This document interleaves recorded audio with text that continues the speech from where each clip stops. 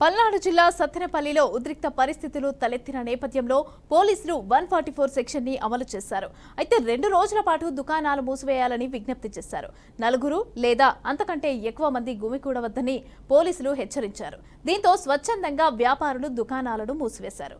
అటు గురజాల పట్టణంలోనూ ముందస్తు జాగ్రత్త చర్యగా షాపులన్నీ కూడా మూసివేయించారు. పోలింగ్ రోజుతో పాటు నిన్న కూడా పల్నాడు జిల్లాలోని పలు నియోజకవర్గాల్లో అల్లర్లు జరిగాయి. ఇక టీడీపీ వైసీపీ శ్రేణుల మధ్య ఘర్షణలు తలెత్తాయి. పరస్పరం దాడి చేసుకున్నారు. దీంతో పలువురికి గాయాలయ్యాయి. ఇక భారీగా ఆస్తి నష్టం కూడా జరిగింది.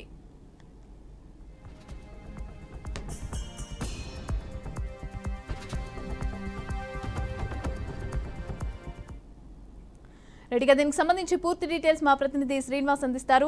శ్రీనివాస్, చెప్పండి. సత్తెనపల్లిలో అలాగే గురజాలలో కూడా మొత్తానికి సంబంధించి అయితే 144 సెక్షన్ అయితే విధించినట్టుగా తెలుస్తోంది. అయితే దీనికి సంబంధించి అక్కడ సిచ్యువేషన్ ఎలా ఉంది, ఏంటి డీటెయిల్స్ ఏంటి?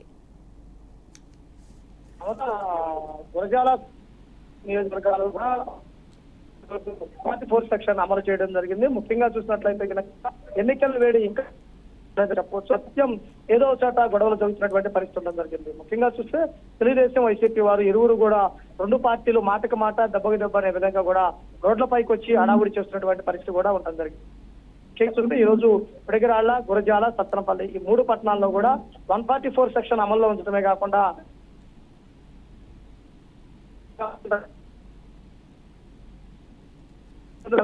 ఉండటం కోసమే ముదాగత్తగా ఇట్లాంటి ఏర్పాటు చేస్తున్నామంటూ కూడా పోలీసులు ప్రకటించడం జరిగింది. అదే విధంగా గురజాల, మాచర్ల, గురజాల, నషాపేట సంబంధించినటువంటి వైసీపీ కూడా ఎక్కడికక్కడ పోలీసులు భారీ బందోబస్తు ఏర్పాటు చేసి అవాంఛనీయ ఘటనలు జరగకుండా నమోదు కావడం కోసం ఇటువంటి ఏర్పాటు చేసినటువంటి పరిస్థితి కూడా ఉంది. ముఖ్యంగా చూసుకున్నట్లయితే కనుక పోలీసులకి అందరూ సహకరించాలి. ఏదైనా అత్యవసరం పని ఉంటే కూడా ఈ ప్రాంతంలో అంటే పల్నాడు ప్రాంతంలో ఎన్నికల హడావిడితో చూసుకున్నట్లయితే కనుక ఎన్నికలు ముగిసినాక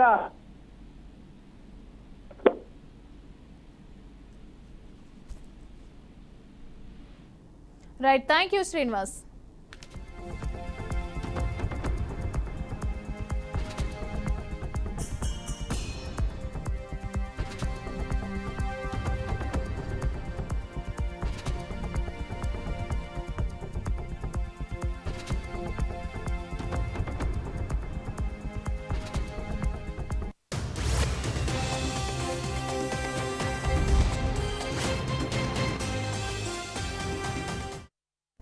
పల్నాడు జిల్లా సత్తెనపల్లిలో ఉద్రిక్త పరిస్థితులు తలెత్తిన నేపథ్యంలో పోలీసులు 144 సెక్షన్ ని అమలు చేశారు.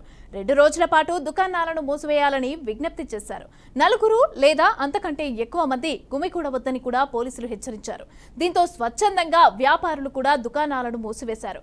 అటు గురజాల పట్టణంలోనూ ముందస్తు జాగ్రత్తగా షాపులన్నీ కూడా మూసివేయించారు. ఇక పోలింగ్ రోజుతో పాటుగా నిన్న కూడా పల్నాడు జిల్లాలోని పలు నియోజకవర్గాల్లో అల్లర్లు జరిగాయి. ఇక టీడీపీ వైసీపీ శ్రేణుల మధ్య ఘర్షణలు తలెత్తాయి. పరస్పరం దాడి చేసుకున్నారు. దీంతో పలువురికి గాయాలయ్యాయి. ఇక భారీగా ఆస్తి నష్టం కూడా జరిగింది.